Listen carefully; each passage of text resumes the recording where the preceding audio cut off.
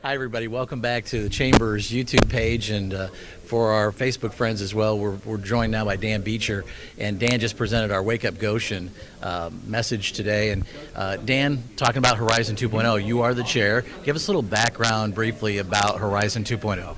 Well, it's basically the next phase of the Horizon Project, a community visioning process that was started in 2002.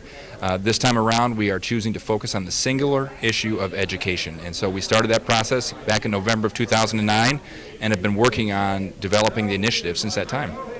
Education and economic development, obviously the link is there.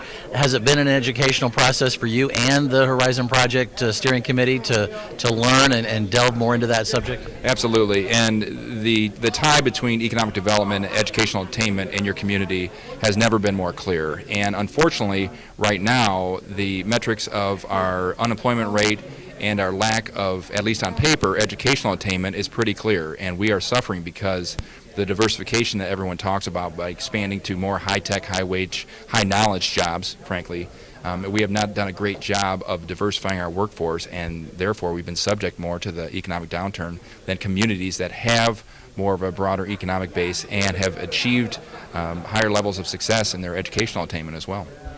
Some folks might say that Horizon, the original project back in 2000, got some buy-in but not a lot.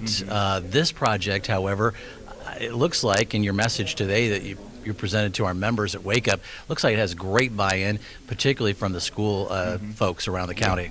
And the administrators have been great and been on board since the inception, but I think it's also a very common issue for folks, whether you have kids in school, whether you have grandkids in school. I mean, everyone is influenced by education through their property values, public safety, economic development.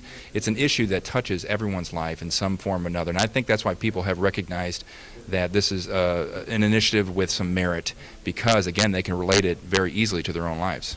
Part of your project was also showing partners, and you've had great cooperation around the county as well. Yeah, that's absolutely the case. And with the chambers and the school systems and the not-for-profits, local units of government, I mean, it's really been impressive how when folks are asked to step up that they have done just that. So that's the only way that we're going to be able to actually move forward to the implementation is by keeping all those folks engaged and keeping them as advocates for this initiative.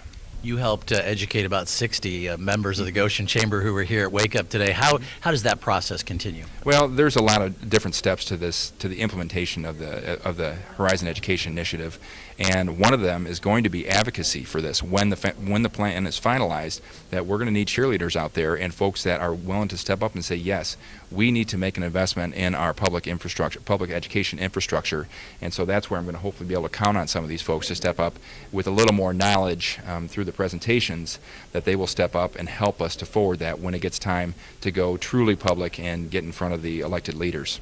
Dan, finally, how do people find out more about Horizon 2.0? A website, visioning process? Well, we do have a website. It's Elkhart County Horizon Project. No, it's not. It's ec-horizonproject.org.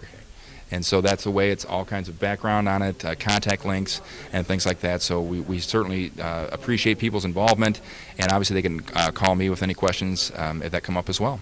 Dan Beecher's been our guest. Thanks so much today. Thank you, Brent. I appreciate the opportunity.